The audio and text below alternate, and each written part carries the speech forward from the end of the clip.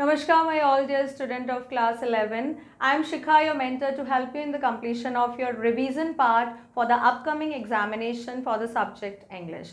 Today we are taking chapter number 1 from your main course book Hornbill, that is The Portrait of Lady, written by Khushwant Singh. So first we have some information about the writer. Khushwant Singh, born Kushal Singh on 2nd February in 1915, and on 20th March 2014 he died. He was an Indian author. Khushwant Singh, जैसे कि नाम से ही लग रहा है, वो एक Indian author थे, लॉयर थे, diplomat, journalist and politician. His experience in 1947 partition of India inspired him to write Train to Pakistan in 1956, made into film in 1998 and which became his most well-known novel. उन्होंने एक novel लिखी थी train to Pakistan. कब लिखी थी? 1956 में, जिसपे एक मूवी भी बनी थी 1998 में, और इस नॉवल ने उनको वर्ल्ड वेल नोन फेम दिलाया. ठीक है, तो इन्हीं के लिखी हुई हम एक छोटी सी स्टोरी बहुत प्यारी सी पढ़ते हैं. And this is autobiographical account. Khushwant Singh is talking about his own grand mother in this chapter. तो वो देखते हैं हम. Let's see the introduction of this chapter first. The Portrait of a Lady is a real story about the grandmother of the writer. So किसकी बारे में है ये? राइटर ग्रैंडमदर, खुशवंत सिंह की जो ग्रैंडमदर है उनके बारे में है. The name of the writer is Khushwant Singh. ठीक है. Singh remembers his grandmother as an eternally old woman. कैसे याद करते हैं? कि हमेशा से उन्होंने उनको एक ओल्ड वुमेन देखा था, इसलिए वो उनके लिए हमेशा eternally is called permanent old woman थी. The writer tells us the story of a childhood that he spent with his grandmother. यहाँ पे उन्होंने अपने childhood की स्टोरी बताई है जो उन्होंने अपने grandmother के साथ बिताया. Over the years, he explains his relationship with his grandmother. He reflects on her everyday activities and how she matured as a character as time went by. यहाँ पे अपने रिलेशनशिप के बारे में, जो ग्रैंड मदर के साथ उनके रिलेशनशिप थे, and how reflects on everyday activity. उनका जो रिफ्लेक्शन था, रिलेशनशिप का जो रिफ्लेक्शन था उनकी ग्रैंड मदर का, वो डेली एक्टिविटीज़ में कैसे इम्पैक्ट होता था, कैसे रिफ्लेक्ट होता था, कैसे दिखता था उनकी डेली एक्टिविटी में, वो बताया है. And how she matured as the character as time went by. जैसे जैसे समय बीतता गया वो कैसे कैसे मैच्योर होती गई, एंड उनके साथ उनका रिलेशनशिप भी मैच्योर होता गया, ये बताया गया है इस स्टोरी में. He describes her appearance which helps in creating an image in the reader's mind. वो कैसी दिखती थी, अपीयरेंस, उनकी पर्सनालिटी कैसी थी, लुक वाइज वो कैसी थी, वो इस चैप्टर में बताया गया है. सो दैट जब हम ये चैप्टर पढ़ रहे हैं उनकी ग्रैंड मदर कैसी दिखती थी उसकी एक इमेज बन जाए. Imagery, through the poetic device imagery, he tried to make the portrait of his grandmother real in the minds of the reader. She had been an intensely religious person. बहुत ज़्यादा religious थी उनकी grandmother, means पूजा पाठ में, भगवान में बहुत ज़्यादा आस्था रखती थी. It was hard for him to believe that she was also young once and that all she was beautiful like most women. बहुत मुश्किल था उनके लिए ये विश्वास करना कि एक टाइम पे वो यंग थी, ब्यूटीफुल थी, जैसे कि और वुमेन होती हैं. The stories of a childhood games also talks about here. जैसे कि वो समझते थे कि वो उनके लिए अटर्नली ओल्ड वुमेन थी, परमानेंट, उन्होंने हमेशा उनको ओल्ड देखा था, एंड दैट्स वाई उनके लिए विश्वास करना बहुत ज़्यादा मुश्किल था कि वो एक टाइम पे यूथ और ब्यूटीफुल थी. ठीक है, तो ये इंट्रोडक्शन है. थोड़ी सी समरी देखते हैं. अब हम स्टार्ट करते हैं step by step. Summarize and then the complete chapter is divided in some points. ठीक है, उन पॉइंट्स के थ्रू हम इस चैप्टर को देखेंगे. This is a little larger chapter but बहुत प्यारा है, स्टोरी है, ऑटोबायोग्राफिकल अकाउंट है. The writer recalls his grandmother as short, healthy and slightly bent. ये यहाँ पे फिजिकल अपीयरेंस दिया गया है. कैसी थी उनकी ग्रैंडमदर?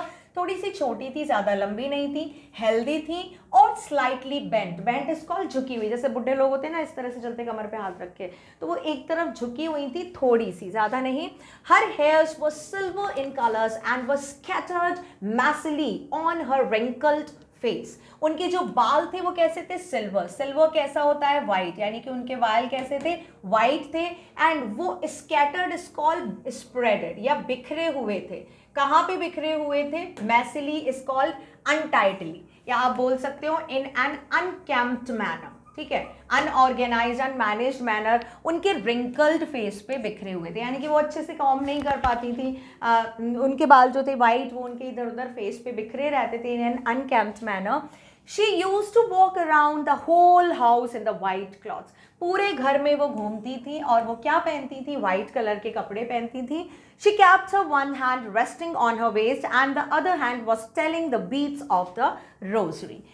एक हाथ जो था उनका कमर पे रहता था और दूसरा हाथ telling the beats is called mala. Beat मतलब मोती, ठीक है, टेलिंग मतलब काउंट करना, ठीक है, काउंटिंग। तो वो एक हाथ तो अपनी किस पे रखती थी? अपनी कमर पर रखती थी, ठीक है, और दूसरे हाथ में उनकी माला रहती थी। रोजरी का मतलब आप बोल सकते हो जो माला होती है, ठीक है, जो नेकलेस, या इसको मैं नेकलेस ही लिख देती हूँ। No, rosary is not a necklace, जो पूजा की माला होती है, ठीक है, तो पूजा की जो माला होती है मैं ऐसी लिख देती हूँ माला, ठीक है। तो रोजरी आपको समझाने के लिए जो माला है ये, इसके बीट्स को वो टेल करती रहती थी, मतलब काउंट करती रहती। आप देखा है ना, राम राम राम ऐसे जपते रहते हैं, तो वो माला जपती रहती थी। तो दिस वाज कंप्लीट डिस्क्रिप्शन। वो वाइट कपड़े पहनती थी, उनके फेस रिंकल्ड फेस पे वाइट लॉक्स थे, वो स्कैटर्ड रहते थे। And she hobbled around to all the house. और वो एक हाथ जो था उनकी कमर पे रहता था, एक हाथ से वो माला जपती रहती थी।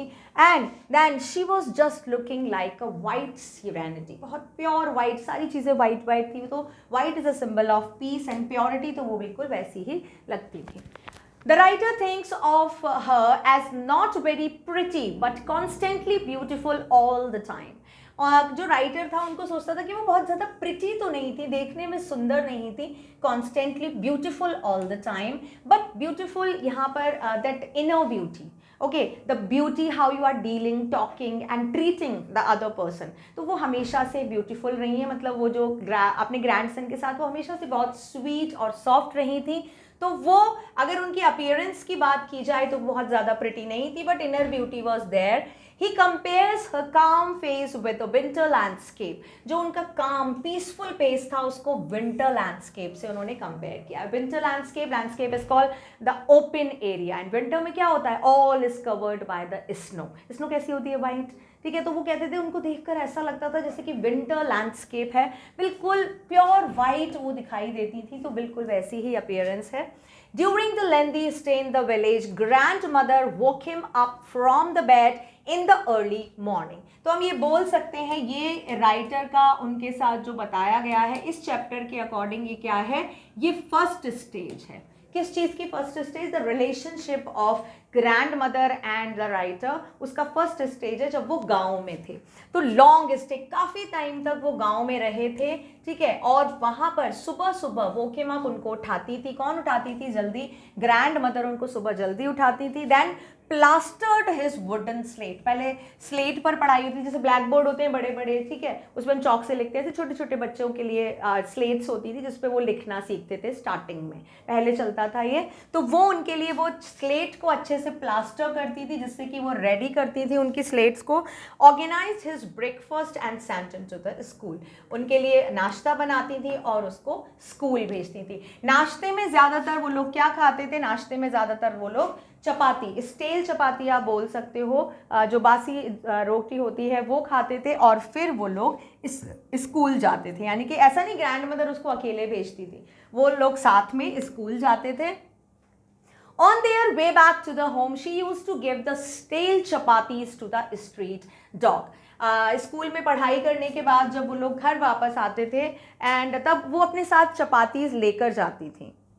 यानी कि सुबह वो जो बनाती थी एज अ ब्रेकफास्ट, वो अपने बच्चे को देती थी, ग्रैंडसन को देती थी, और बची हुई वो ले जाती थी स्ट्रेट डॉग्स के लिए। देखो ये स्कूल था like in a temple, she use to go in a temple, और टेम्पल में जो पुजारी थे, पुजारी लोग जो थे वो बच्चों को रिलीजियस नॉलेज देते थे, ठीक है। और जो दादी माँ थी वो एक तरफ बैठ के स्क्रिप्चर्स या जो रिलीजियस बुक हैं वो पढ़ाई करती थी, और फिर स्कूल ख़त्म होने के बाद वो अपने बच्चे के साथ ही घर वापस आती थी। थी, मतलब साथ में जाती थी और साथ ही वापस आती थी, वो उसके साथ रहती थी। और आते टाइम जब वो रास्ते में आती थी तो वो क्या करती थी, स्टेल चपाती या बासी चपाती किसको देती थी, जो गली के जो कुत्ते होते हैं उनको खाने के लिए देती थी, जो पेट नहीं होते हैं। A turning point in their beautiful relationship arrived when they went to live in a city. जब उनको सिटी में जाना पड़ा, that was the turning point in the relationship of grandson and grandmother। तो हम बोल सकते हैं ये कौन सा स्टेज है, ये सेकेंड स्टेज है। फर्स्ट स्टेज में जब वो विलेज में रहते थे, सेकेंड स्टेज में जब वो सिटी में शिफ्ट हो गए तब की बात है ये। Now the writer used to go to the city school on a school bus and studied subjects like English, physics, mathematics and many more subject that is grand mother could not understand at all. अब वो जब school में city में चला गया तो वो city school में जाने लगा बस के थ्रू, ठीक है। स्कूल बस उनको लेने आती थी और वो स्कूल बस से जाते थे और वो क्या क्या पढ़ते थे वहाँ पे, इंग्लिश, फिजिक्स, मैथ्स, ठीक है, और बहुत सारे अलग अलग केमिस्ट्री, बायोलॉजी, ये सब पढ़ते थे वो वहाँ पे। बट ग्रैंड मदर को ये सारे सब्जेक्ट समझ में नहीं आते थे। तो ये हम बोल सकते हैं इसीलिए थोड़ा चेंज आ गया था, ये एक टर्निंग पॉइंट हो गया था, बिल्कुल लाइफ, टोटली लाइफ चेंज हो गई थी। अच्छा, जब वो लोग सिटी में आए तो ग्रैंड मदर भी उनके साथ आएंगी, तो ग्रैंड मदर की भी पूरा लाइफ चेंज हो गया, ग्रैंडसन का भी पूरा लाइफ चेंज हो गया। His grandmother could no longer go to school with him to send him। अब सिटी में आने के बाद जो ग्रैंड मदर थी वो उनके साथ स्कूल छोड़ने नहीं जा सकती थी, स्कूल बहुत दूर था, इसीलिए तो वो स्कूल बस से जाता था। गांव में क्या होता है, गांव में स्कूल, मंदिर सब पास में था जहाँ पे वो एजुकेशन गेन करते थे, तो वो लोग पैदल पैदल चले जाते थे, ग्रैंड मदर उनके साथ चली जाती थी। She felt upset that there was no teaching about God and scriptures at the city school। उनको अच्छा नहीं लगता था, क्योंकि जब ग्रैंडसन वापस आके उनको बताते थे कि भाई मैंने आज क्या पढ़ा, English, physics and math, biology, उनको नहीं समझ में आता था। बट वो दुखी होती थी इस चीज़ को से, उनको वो बहुत बुरा लगता था कि वो स्कूल में, जो सिटी के स्कूल हैं, वो गॉड या स्क्रिप्चर्स, रिलीजियस बुक के बारे में कोई भी पढ़ाई नहीं करवाते हैं, उनको अच्छा नहीं लगता था ये चीज़। Instead he was given music lessons but she said nothing। उनको वहाँ पे म्यूजिक लेसन्स दिए जाते थे, लेकिन ये सुनने के बाद भी उन्होंने कुछ नहीं कहा। Why? Because according to grandmother, music is associated with the lower people, with the beggar, with the harlots। This was given in your text if you will give the reading। उनके अकॉर्डिंग जो bagger, भीख मांगने वाले होते हैं, वो गाना गाते हैं, जो हार्लोट्स या प्रोस्टिट्यूट्स होती हैं, जो रेड लाइट एरिया में लेडीज रहती हैं, सिंगिंग एंड डांसिंग करती हैं, उनका काम है म्यूजिक, गाना बजाना। गाना बजाना क्यों सिखाते हैं? This is not for the general and respected folk. तो this was the belief of grandmother about the music. But वो क्या कर सकती थी, वो इस चीज़ को चेंज नहीं कर सकती थी। तो यहाँ पे एक तरह से सेपरेशन बताया है कि कैसे धीरे धीरे धीरे धीरे वो अपनी ग्रैंड मदर से सेपरेट हो गए। पहले तो वो हर समय सुबह से लेकर रात तक उन्हीं के साथ रहते थे, बट सिटी में आने के बाद वो अकेले ही स्कूल जाने लगे, अकेले अपना सारा काम। अब जब उनको समझ में नहीं आता था कुछ भी पढ़ाई, तो वो क्या पढ़ाएंगी, क्या हेल्प कराएंगी, तो राइटर खुद ही करते थे। तो that was the real gap. When the writer went to the university, he got a separate room in his house, and the common link of the relationship between the grandson and the grandmother was broken now। जब वो university में आ गए, उन्होंने अपनी school education complete कर ली, तो उनको एक अलग रूम दे दिया गया, वहाँ वो रहने लगे। तो जो एक तरह से बोलना चाहिए जो एक कनेक्शन था वो अब टूट चुका था, उनके रिलेशनशिप में थोड़ा सा डिस्टेंस आ गया था। पहले तो वहीं रहते थे, उनके साथ ही लेटते थे, सोते थे, वही जगाती थी। धीरे धीरे धीरे धीरे धीरे धीरे जैसे जैसे वो बड़े होते चले गए, उनकी पढ़ाई अलग हो गई, उनका रूम भी अलग हो गया, और जो उनका रिलेशनशिप था वो अब टूट गया। Grandmother rarely talk to anyone in the house now। अब बच्चे भी जब बड़े हो जाते हैं तो obviously they became mature, they are not taking interest in such of the things that grandmothers and father they are already having। They were really still innocent and very simple in the living manner, in the talking manner, और demand नहीं है according to modern society। You cannot cope up with if you are indulged with all these simple things, आप नहीं कर पाओगे। तो that's why writer modern competitive race में अपने आप को एडजस्ट कर रहा था, जहाँ पर एक तरफ, और जो ग्रैंड मदर थी वो अकेली हो गई थी, इसीलिए वो ज़्यादातर किसी से बात नहीं करती थी, बहुत कम, ठीक है, अपने घर में अकेली रहती थी। क्या करती क्या थी वो? She spent plenty of her time sitting beside her spinning wheel and reciting prayers of God, and she started feeding the sparrows, birds in the afternoon. वो spinning wheel जो चरखा होता है उस पर काम करती थी, भगवान की पूजा करती रहती थी, प्रेयर, और जो स्पैरोज जो चिड़ियाँ होती थी उनको आफ्टरनून में खिलाती थी। तो ये सारे काम थे अपने जो डेली टाइम टेबल के बाद उनको ये करना अच्छा लगता था। थोड़ा टाइम चरखा चला लिया, थोड़ा टाइम पूजा कर लिया, थोड़ा टाइम जो बर्ड्स थी उनको फीड कर दिया। गांव में तो वो टहलती थी, अब सिटी में तो कहीं ऐसी टहलने की जगह नहीं है, वो घर में ही रहती थी और ये सारे काम करती थी। When the writer left the abroad for his further studies, his grandmother did not get disturbed at all. जब अब यूनिवर्सिटी भी का एजुकेशन भी कंप्लीट हो गया, सब हो गया, अब जो राइटर है उसको कहाँ जाना है, बाहर जाना है पढ़ाई करने के लिए अपनी फर्दर, लगभग कितना 5 इयर्स के लिए। जब उन्होंने बताया कि भाई ग्रैंड मदर को कि दादी मैं बाहर जा रहा हूँ 5 साल के लिए पढ़ने के लिए, तब भी उन्होंने कुछ नहीं बोला। उन्होंने मतलब उनके बोलने से उनको पता था कि nothing is going to be happen, और जो ग्रैंड मदर थी वो उसको बिल्कुल डिस्टर्ब नहीं करना चाहती थी, इसीलिए उन्होंने कुछ भी नहीं कहा। Rather she saw him off at the airport, वो उनको एयरपोर्ट पे छोड़ने आती हैं। That is not airport, that was railway station, ठीक है, ये आप थोड़ा करेक्ट कर लेना, आपके उसमें रेलवे स्टेशन लिखा हुआ है, वो रेलवे स्टेशन पे उनको छोड़ने आती हैं और उनके साथ आती है। मतलब वो ऐसा नहीं शो कर रही थी कि उनको बहुत बुरा लग रहा है, बट वो उसके साथ उसको छोड़ने आती हैं, सी ऑफ करने आती हैं। Seeing her grandmother at this old age, the writer was thinking that it might be his last meeting with his grandmother. इतनी बूढ़ी हो गई थी वो, तो राइटर को क्या लग रहा था कि 5 साल बाद अगर मैं आऊँगा तो हो सकता है बहुत मुश्किल हो कि मैं अपनी ग्रैंड मदर को देख पाऊँ, because when the people became very old, so it is uncertain कि how much now they are going to survive. तो that's why 5 years is a really long period. उन्होंने कहा कि शायद मैं वापस आऊँ तब तक मैं ग्रैंड मदर को नहीं देख पाऊँ। But when he came back home after a duration of 5 years, but जब वो 5 साल के बाद वापस आते हैं, his grand mother was there to welcome him back and saw her celebrate his return.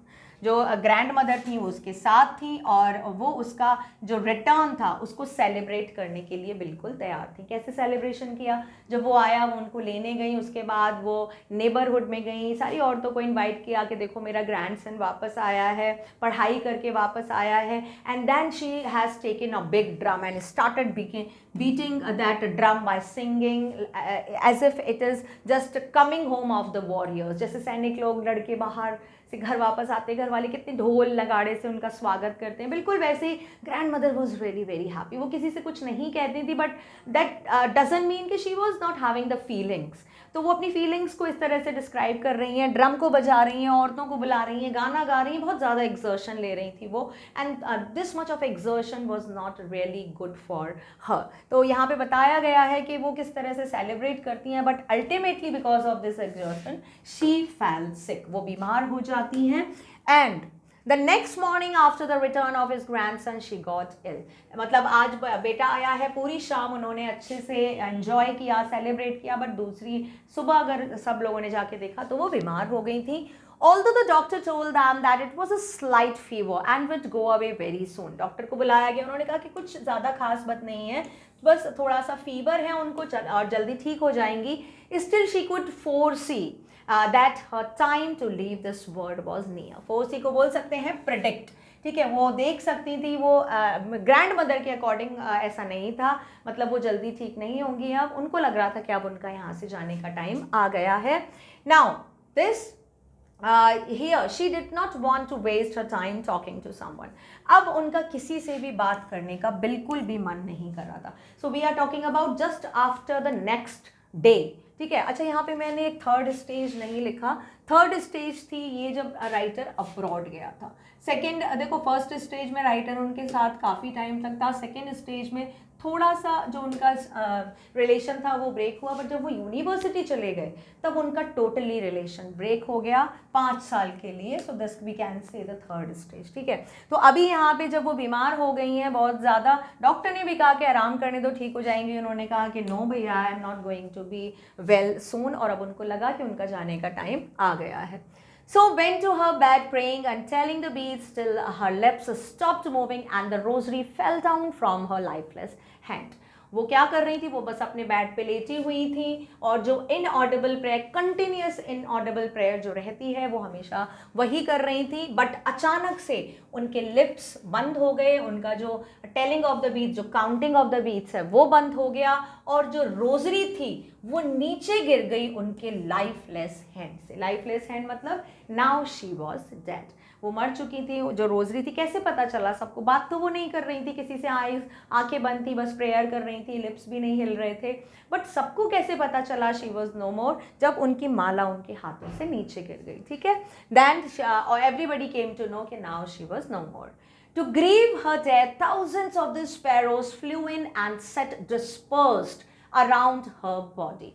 बहुत सारी, जिसको इस स्पैरोज को वो रोज खाना खिलाती थी, जो broken pieces of the bread या चपाती थे वो खिलाती थी, वो उनसे बहुत ज़्यादा अफेक्शनेट हो गई थी। चिड़ियाँ उनके हर जगह बैठती थी, शोल्डर पे, पैरों पे, सिर पे, कहीं पे भी, and they are making their face and everything is dirty, but that grand mother like all this was the favorite pass time for grand mother to spend the time in feeding the sparrows. ये उनका पसंदीदा था, ठीक है। If the question is come which was the favorite pastime of grandmother in city, this was the favorite. Okay, and then frivolous remarks that he gave, and that noise made by the sparrows and making her cloth dirty, इनको बुरा नहीं लगता था, अच्छा लगता था, and she likes this thing. तो जब उनकी डेथ हुई तब बहुत सारी बहुत हजारों चिड़ियाँ आ गई और उनकी बॉडी के जो चारों तरफ आकर डिस्पर्स इज कॉल्ड, बिखर गई और फैल गई। All the sparrows flu away without making any noise when the dead body of the old lady was carried away for the last rites. उनकी जो माँ थी, जो खुशवंत सिंह की माँ थी, वो बाहर आती हैं उनको खाना देने के लिए, but nobody has eaten anything. We can not understand, animals can not speak, but they do have feeling and the affection and we can say ना the touch and the bond that the human created with them. उनको समझ में आता है, सब आता है, उनको पता चल गया था।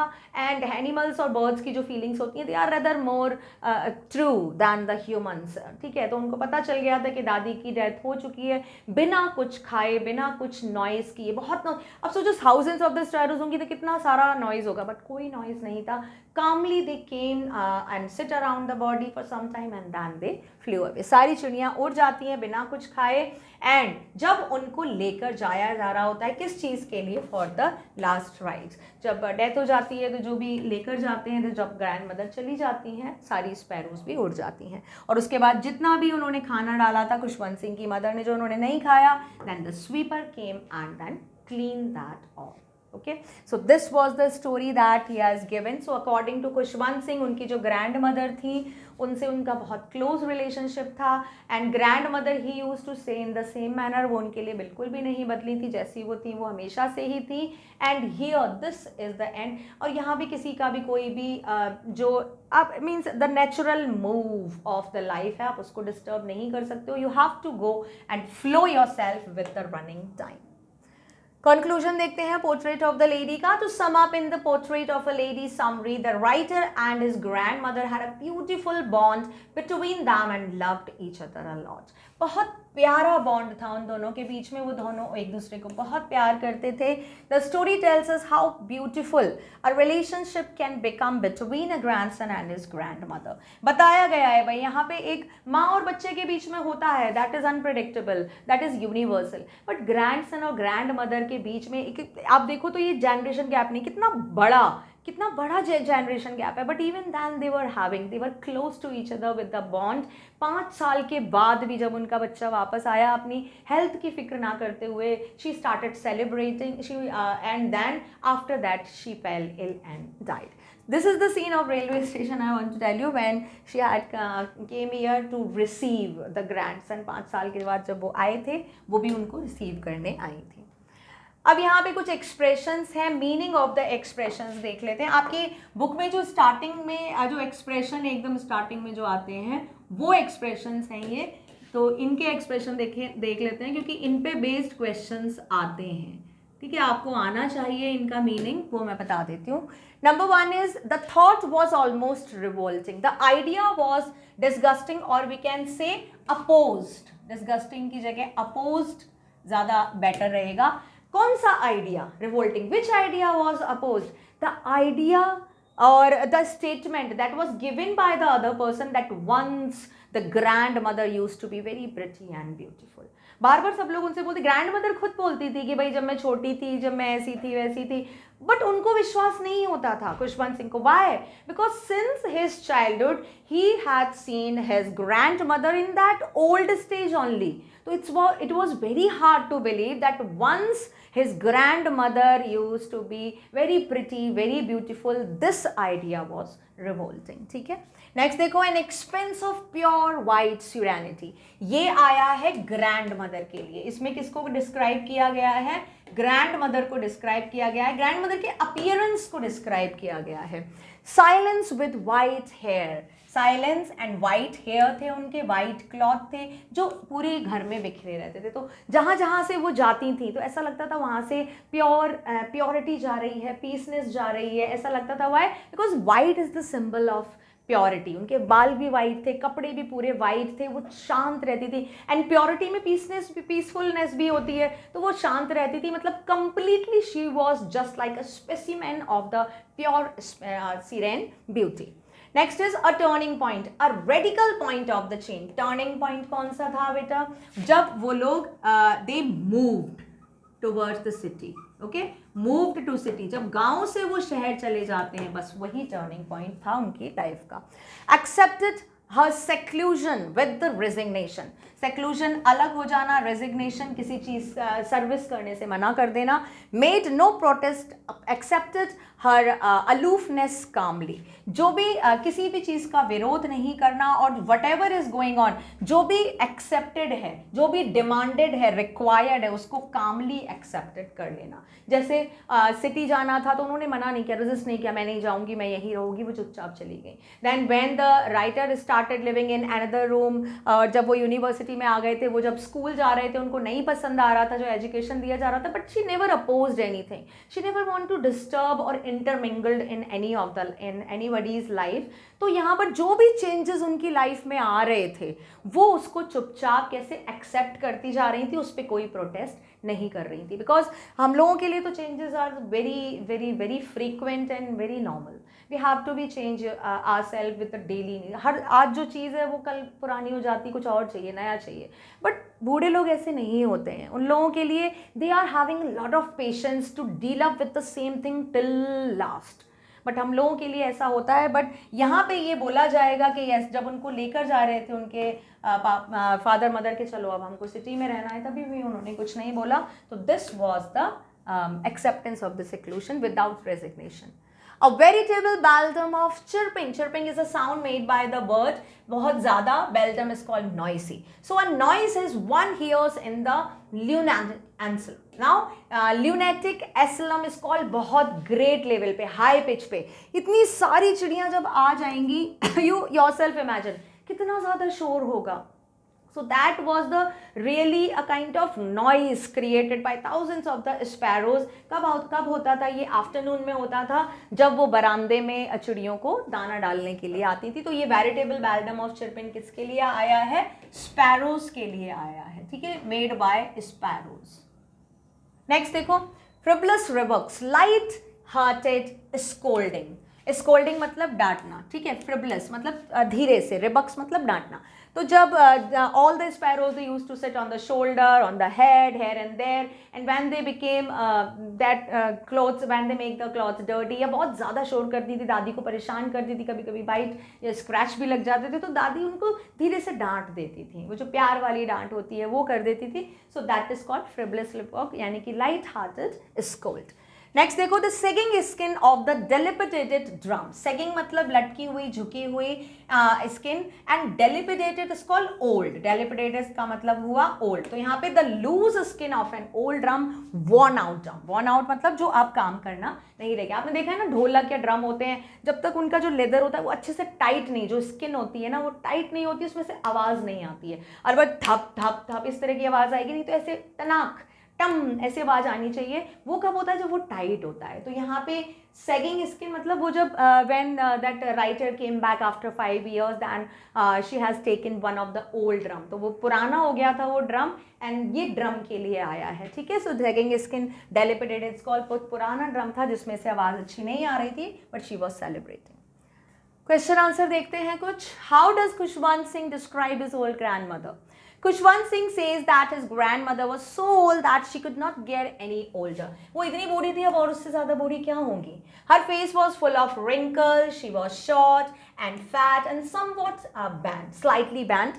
It was unbelievable to imagine that she had once been young and pretty. This was for the revolting idea, ठीक है? And had a husband. As thought of her being a child one was almost revolting to him. एक वो बच्ची थी, young थी, pretty थी, ये विश्वास करना ही उनके लिए बहुत मुश्किल था। किसके लिए? Khushwant Singh. Next question, give a pen picture of the narrator's grandfather as he appeared in the portrait.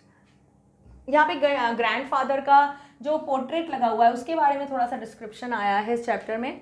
The portrait of the narrator's grandfather hung in a drawing room. कहाँ पे टंगा हुआ था उनका? ड्राइंग रूम में टंगा हुआ था। ही वोर अ टर्बन, उन्होंने पगड़ी पहना हुआ था। लूज फिटिंग क्लॉथ्स, ढीले कपड़े पहने हुए थे। He was having long white beard and that gave him the look of the 100 years of old man who could have only the grand children. उनको देख के लगता ही नहीं था कि उनके बच्चे होंगे, ऐसा लगता था वो हमेशा से दादाजी ही हैं। 100 years के लगते थे एंड लूज कपड़े, बड़ी सी दाढ़ी, सर पे टर्बन, तो बहुत बूढ़े लगते थे, ऐसा लगता था उनके बहुत सारे पोते पोतियां हैं। चिल्ड्रन का बिलीव तो नहीं होता था। नेक्स्ट देखो, what could the narrator not believe about his grand parents? It was almost unbelievable that the author's grandfather ever had a wife and children. उनकी वाइफ या बच्चे थे, नहीं उसको बिलीव होता था। He looked as if he could have only lots of grandchildren, and in case of the author's grandmother, it was difficult to imagine to believe that she too once used to be play as a child, she was ever young and pretty, or she too had a husband. ये सारी चीज़ें हैं वो unbelievable चीज़ें इस question में पूछा है जो ग्रैंडफादर और मदर के बारे में थी। Next question, why did the narrator's grandmother gave the impression of winter's landscape in the mountain? क्यों सोचते थे वो winter landscape in the mountain? The author's grandmother used to be a spotless white cloth. She had silvery hair, white all over. She looked like a winter landscape. पूरा white थी इसीलिए वो winter landscape लगती थी. In the mountains covered with snow. Snow भी white होती है. She recited her prayer all the time and had a serene expression on her face, which was like a peaceful and white mountain. उनका जो face था वो भी बहुत relaxed, satisfied, peaceful था. उनको कुछ नहीं peaceful, हमारे face पे देखो, हम लोग face पे peace दिखती नहीं है. Why? Because we are just clubbed with so many responsibilities, expectation. वो भी उससे भी तो पता चलता है the peace you are having or not. But the grandmother was totally content and वो चीज़ भी उनके face पे दिखती थी and it enhanced the purity of her appearance. Next question. How did the old lady look after the narrator in the village? The narrator was left to the care of the grandmother, and in the village home when his parents went to live in the city, she looked after the child with care and love. She bathed him, dressed him, fed him, got his school bag ready, and then took him to the temple school, and she helped the boy with his lesson as well. सब कुछ तो करती थी, नहलाती थी, धुलाती थी, तैयार करती थी, उसका बैग लगाती थी, उसको खिलाती थी, उसको सुलाती थी, उसका काम भी कंप्लीट कराती थी। क्यों? उनको पता था भाई वो पढ़ाई वो जानती थी जो टेम्पल स्कूल में होती थी, ठीक है। तो वो इस तरह से उसकी देखभाल करती थी। Why did the grandmother feed dogs and birds in the village and then in the city? What did the habit tell about the nature? The old lady was a caring person. जो care करे, animals birds की care करती, वो caring person होंगे. She had a love for birds and animals. In the village she threw chapatis to the street dog, stale chapatis, ठीक है. And in the city she had no dogs around, so she began to feed little birds. वहाँ कुत्ते तो थे नहीं, बाहर होते हैं, वो बाहर जा नहीं सकती थी, तो वो चिड़ियों को फीड करती थी. This showed her affection for all living creatures of her noble nature. Means besides taking care of her grandson and in his studies and everything, वो किसको करती थी? वो animals को भी बहुत ज़्यादा केयर करती थी. Next देखो, how can you say that grandmother was a deeply religious minded lady? The author's old grandmother was deeply religious minded. She all day long continued to the beats of the rosary and recited the prayer. पूरा दिन उनका जो inaudible prayer है वो हमेशा चलती थी, हमेशा अपनी माला जपती रहती थी, प्रेयर करती रहती थी. She read scriptures inside the temple. जो वैसी इपिक्स होते हैं हमारे रामायण महाभारत गीता वो पढ़ती थी. She was disturb to know that there was no teaching about the god and scriptures at the city school and she fed the dogs in the villages and birds in the cities. उनको अच्छा नहीं लगता था जिस तरह की teaching दी जाती थी, कोई भी स्क्रिप्चर या गॉड की नॉलेज नहीं दी जाती थी. And that's why it also shows that she was having a religious nature. Next, the thought was almost revolting. What was the thought and why was it discussed? The old grandmother often told the children that games she used to play as a child. वो कहती थी जब मैं छोटी बच्ची थी मैं game खेलती थी. It seemed absurd to unbelievable that even indecent on her past. किस कोई भी विश्वास नहीं करता था राइटर कि आप छोटी बच्ची थी. नो, मैंने हमेशा आपको बूढ़ा देखा है, तो उनके लिए विश्वास करना कठिन था. The children treated those stories like fables. वो जो भी कहानियाँ सुनाती थी उसको बच्चे फैबल्स समझते थे. फैबल्स आप बोल सकते हो स्टोरीज विद मोरल्स. ठीक है, जो हम स्टोरीज पढ़ते हैं पंचतंत्र की, अमर कथा की, जिससे हमको कोई मोरल्स मिलते हैं, तो आप बोल सकते हो stories with morals. They are called fables. They found it hard to believe that their grandmother could have ever been young and pretty. They had always seen her as an old lady, so they linked to the thing only as their grandmother. उनके लिए विश्वास करना बहुत मुश्किल है. Next question. My grandmother and I were good friends. When was the friendship cemented and broken? कब ये जो उनकी फ्रेंडशिप थी वो जुड़ी और अब कब टूट गई, कैसा हुआ? The author and his grandmother became good friends in the village home. कहाँ पे good friends बने थे वो? Village home में एक सुबह से लेकर रात तक साथ रहते थे. The grandmother readied him for school and accompanied him there. They were together almost the whole day, and her affection and care lasted until the last breath. बिल्कुल लास्ट ब्रेथ तक वो उसको बहुत प्यार करती थी. But in between when they live together in the city, जब वो सिटी चले गए थे, द लिंक ग्रू वीक. जो उनका लिंक था रिलेशनशिप का वो कमज़ोर हो गया. The author studied in an English medium school, no taught about the god and scriptures. Now she could not help him with the studies. अब वो उसके काम भी नहीं करा सकती थी, उसकी हेल्प नहीं करा सकती थी होमवर्क कंप्लीशन में, तो वो लिंक भी टूट गया. Finally he got a room of his own at his made withdraw from him. ठीक है, तो यहाँ पे क्या देखा हमने कि जब वो यूनिवर्सिटी चले गए उसके बाद तो उनका रूम ही चेंज हो गया, तो जो रिलेशनशिप था वो बिल्कुल टूट गया. Next, why did the grandmother accompany the narrator to the school? The grandmother was quite doting and was very affectionate towards the grandson. वो बहुत ज़्यादा केयरिंग थी और बहुत ज़्यादा लविंग थी अपने grandson के लिए. Grandson was a small boy and for a safe journey to and fro from school, she went with him to the temple school. She utilized her time reading scriptures in the temple. वो to and fro का मतलब होता है या एक जगह से दूसरी जगह आना और जाना, मतलब लेकर आना और लेकर जाना.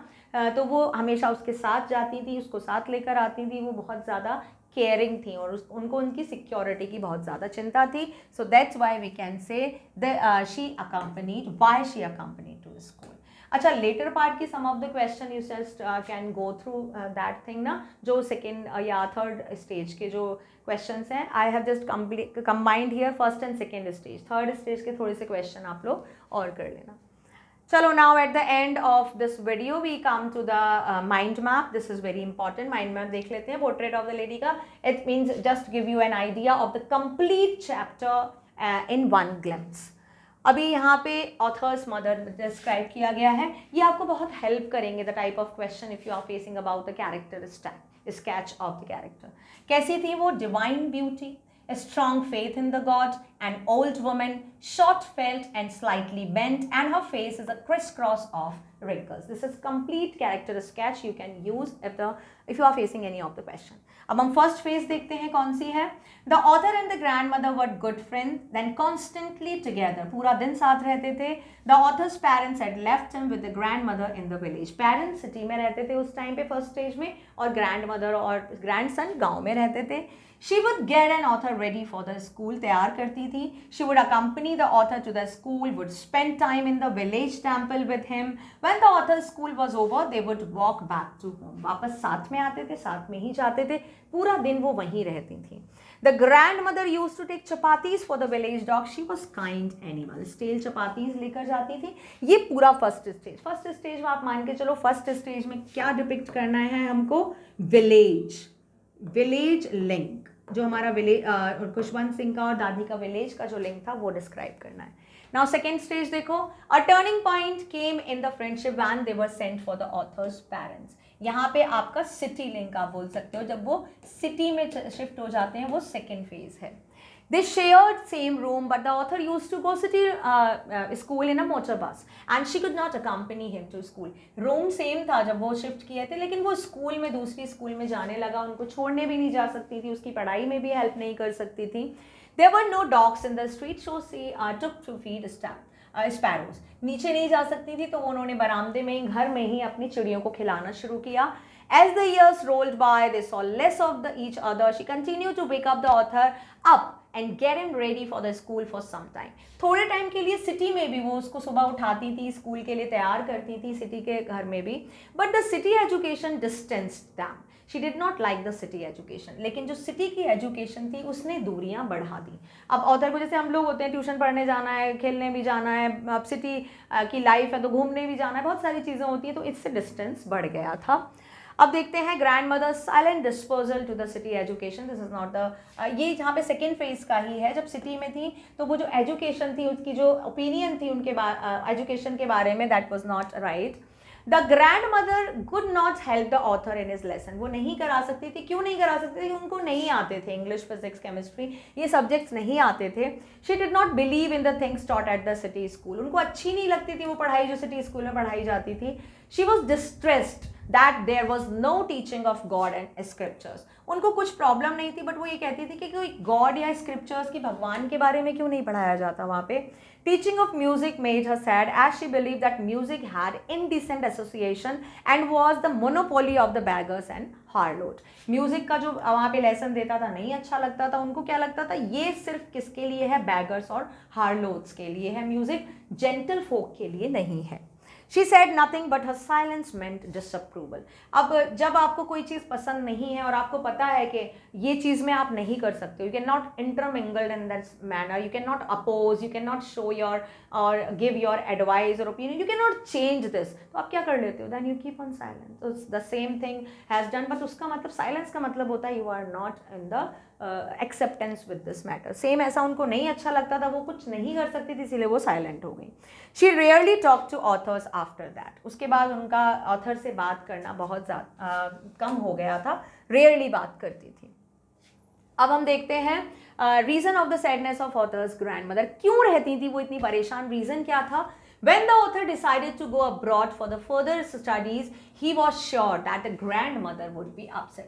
अब कम से कम सिटी के रूम में ये तो था कि चलो बच्चा घर पे है, वो उनको देख सकती हैं, जब चाहा बात कर सकती हैं उससे, बट अब तो वो अब्रॉड जा रहा था. तो यहाँ पर आप बोल सकते हो this could be the third stage. ठीक है, ये जब वो ऑथर चले जाते हैं तो ये कौन सी स्टेज आ गई है? हमारी थर्ड स्टेज आ गई है. और अब उनका जो वो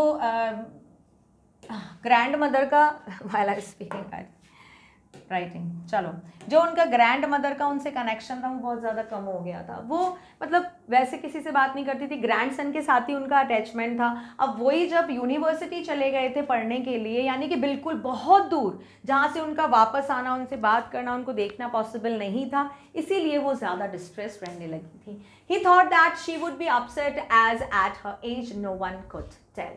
वो नहीं बोल सकती थी जो भी थी, क्योंकि बहुत ज़्यादा मैच्योर हो गई थी. उनको पता था कि whatever she will do the situation is not going to be changed.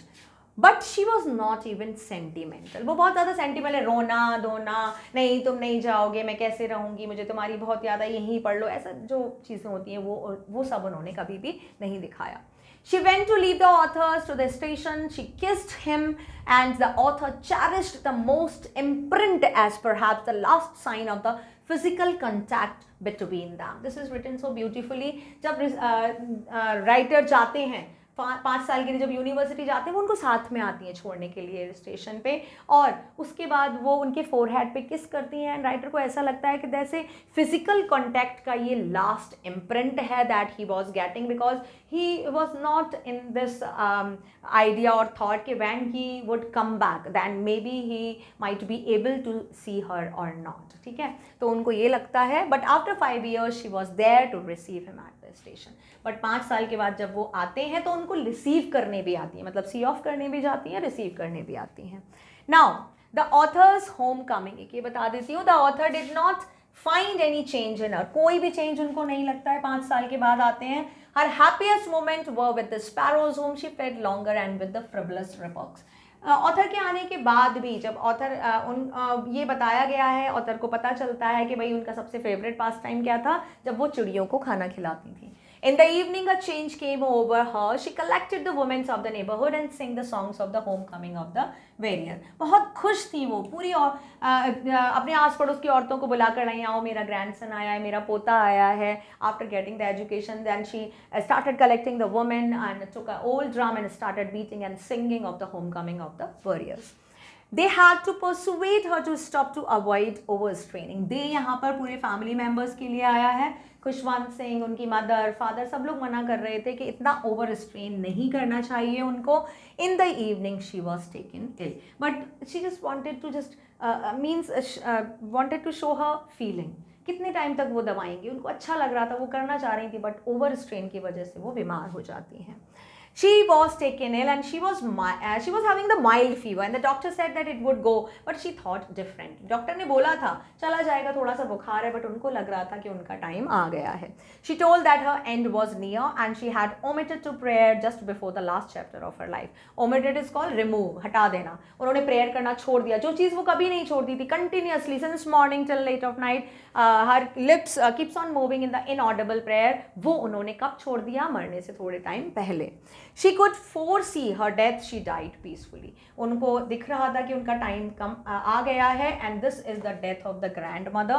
वो बहुत शांति से उनकी डेथ हो गई, मतलब she was just lying down and doing the prayer and eyes were closed. Suddenly the rosary fell from her hand and she died. Even the sparrows mourned over death and the sparrows did not cheer up and took no notice of the breadcrumbs. जो sparrows थी, जो creatures थे, जो नहीं बोल सकते हैं, वो भी अपना अफेक्शन देने के लिए आए थे वहाँ पर। जब उनकी डेथ हुई वो चुपचाप आए, दादी को एक तरह से सी ऑफ किया, good just adieu them a good bye, and then they all sparrows have flew away without eating and making noise, ठीक है। So this was the chapter, I hope it is clear to you now. I try to just combined all the things. Third stage के आप लोग एक बार थोड़ी सी question answer देख लीजिएगा, otherwise this mind map will really help you a lot, okay. So just go do the preparation well and we'll see you in the next video.